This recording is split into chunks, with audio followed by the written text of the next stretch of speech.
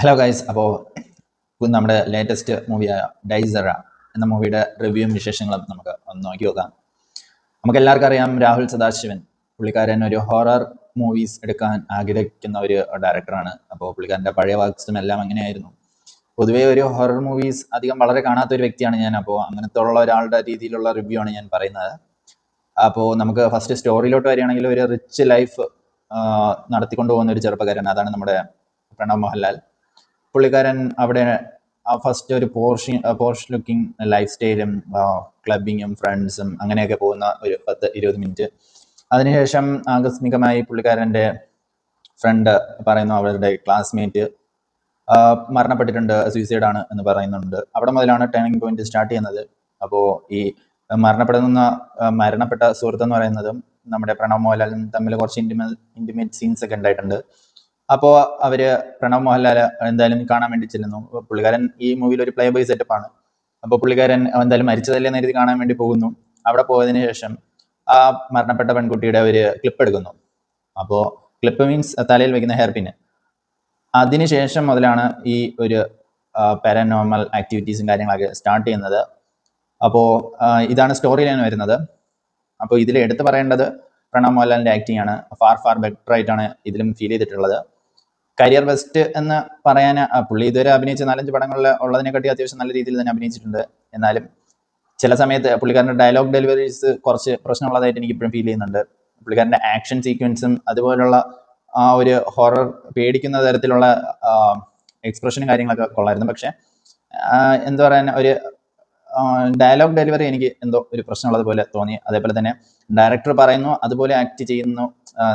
ഒരു ആക്ടറിന്റെ ഒരു എഫേർട്ട് ഇടുന്നതായിട്ട്, അതായത് നമ്മുടെ ലാലേട്ടനൊക്കെ ചെയ്യുന്ന പോലെ ഒരു നാച്ചുറലായിട്ട് വരുന്ന ഒരു സംഗതി ഇതിലും മിസ്സിംഗ് ആയിട്ടാണ് എനിക്ക് ഫീൽ ചെയ്തിട്ടുള്ളത്. പക്ഷെ പുള്ളിക്കാരൻ്റെ പഴയ പെർഫോമൻസ് എടുത്ത് നോക്കുമ്പോഴത്തേനും വളരെ നല്ലൊരു ബെറ്റർ പെർഫോമൻസ് ആണ് ഈ മൂവിയിലും കാണാൻ വേണ്ടി പറ്റുന്നത്. അപ്പോൾ ടെക്നിക്കൽ സൈഡ് നോക്കുകയാണെങ്കിൽ ടെക്നിക്കലി വളരെ റിച്ച് ആയിട്ടുള്ള ഒരു സിനിമയാണ്. നമ്മുടെ ഡയറക്ഷൻ അത്യാവശ്യം നല്ല രീതിയിൽ തന്നെ പോയിട്ടുണ്ട്.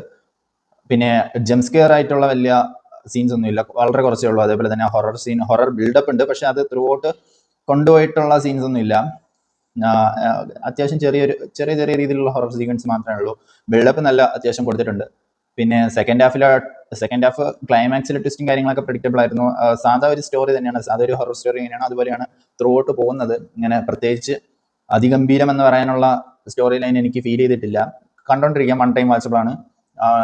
എക്സലന്റ് കിട്ടില്ല അങ്ങനത്തെ രീതിയിലുള്ള ജസ്റ്റ് ആവറേജ് മൂവി ആയിട്ടാണ് എനിക്ക് ഫീൽ ചെയ്തിട്ടുള്ളത്. കുറെ റിവ്യൂസ് ഇങ്ങനെ പറയുന്നുണ്ടായിരുന്നു വളരെ അതിഗംഭീരം എന്നൊക്കെ പറഞ്ഞ് വന്നിട്ടുണ്ടായിരുന്നു. പക്ഷെ എനിക്ക് ജസ്റ്റ് ഒരു ആവറേജ് മൂവി ആയിട്ടാണ് എനിക്ക് ഫീൽ ചെയ്തിട്ടുണ്ടായിരുന്നത്. പിന്നെ ഞാൻ കണ്ടിരുന്നത് ഏരീസ് 1 ഓഡിയോ 1-ലായിരുന്നു. അതിൽ രാത്രി 10:30-ക്കുള്ള ഷോ ഹൗസ്ഫുൾ ആയിരുന്നു. പക്ഷെ ആദ്യം മറ്റേ സൈലൻസ് സമയത്ത് ക്രിമിനടി ഉള്ളമാര് കിടന്ന് ബഹളം വയ്ക്കുന്ന പരിപാടി ഉണ്ടായിരുന്നു 1 സെക്കൻഡിന്. അപ്പോൾ ആ ഫ്രണ്ട് ഇരുന്ന പുള്ളിക്കാരൻ ചീത്ത വിളിച്ചു. അതിനുശേഷം ആരും മിണ്ടിയിട്ടില്ലായിരുന്നു. നല്ല ക്വൈറ്റ് ക്രൗഡായിരുന്നു. അതിനുശേഷം പിന്നെ കയ്യടി വന്നത് പ്രണവ് മോഹൻലാലിന്റെ ക്ലൈമാക്സിലെ ഒരു സീന് എല്ലാവരും കൈയടിച്ചിട്ടുണ്ടായിരുന്നു. അപ്പോൾ അതിൽ എടുത്തു പറയേണ്ടത് നമ്മുടെ വേലക്കാരിയായിട്ട് അഭിനയിച്ച ഒരു പുള്ളിക്കാരിയുണ്ട്. ആ പുള്ളിക്കാരിയുടെ ആക്ടിങ് വളരെ കിടിലായിരുന്നു. ഭയങ്കര നാച്ചുറൽ ആയിട്ട് ഫീൽ ചെയ്തിട്ടുണ്ടായിരുന്നു. നമ്മുടെ അനിയനായിട്ട് അഭിനയിച്ച പുള്ളിക്കാരൻ നല്ല രീതിയിൽ അഭിനയിച്ചിട്ടുണ്ടായിരുന്നു.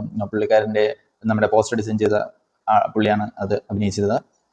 അപ്പോൾ പിന്നെ ഈ സിനിമയിൽ ഞാൻ ആക്ച്വലി ഇങ്ങനെ കണ്ണടച്ച് ഇങ്ങനെ ജസ്റ്റ് നോക്കിയ 2-3 സീൻസ് ഉണ്ടായിരുന്നു. അത് പേടിച്ചിട്ടല്ല. സംഭവം എന്ന് വെച്ച് കഴിഞ്ഞാൽ ജസ്റ്റ് എന്താണ്, സ്കിന്നൊക്കെ കാണിക്കുന്ന കുറച്ച് ഇതുണ്ട്, മുറിവും ഇതൊക്കെ. അപ്പം അത് കാണുമ്പോൾ എല്ലാവർക്കും ഇതാവത്തില്ലല്ലോ, മുറിവും കാര്യങ്ങളൊക്കെ ഇങ്ങനെ കാണിക്കുമ്പോഴത്തേനും. അപ്പോൾ ഇങ്ങനെ കാലൊക്കെ ഇങ്ങനെ ഒടിഞ്ഞ് കാണിക്കുന്ന ഒരു സീനുണ്ട്. അപ്പോൾ അതൊക്കെ എനിക്ക് വലുതായിട്ട് എനിക്കിങ്ങനെ കണ്ണടച്ചാണ് കാണുന്നത്. എനിക്ക് അത് ഫുള്ളി ഇരുന്ന് കാണാൻ പറ്റുന്ന ഒരാളല്ല ഞാൻ.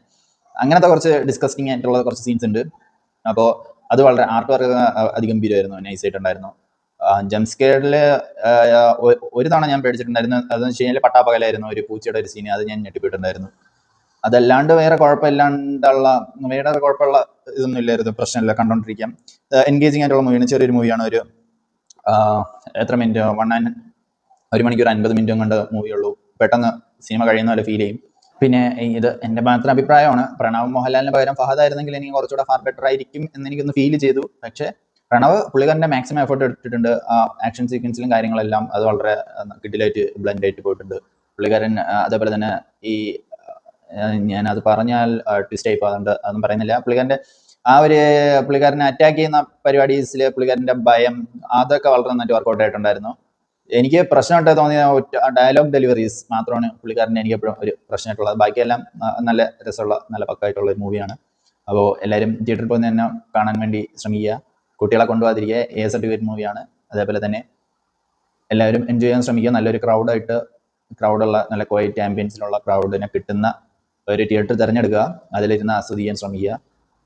Thank you.